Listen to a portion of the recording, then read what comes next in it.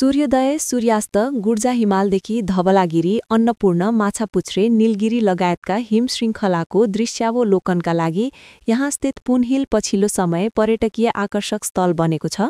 अन्नपूर्ण गाउँपालिका वाडा ६ स्थित घोडेपानी पुन हिल क्षेत्रको भ्रमणका लागि असोज, कार्तिक, फागुन, चैत र वैशाख महिना उपयुक्त समय हो।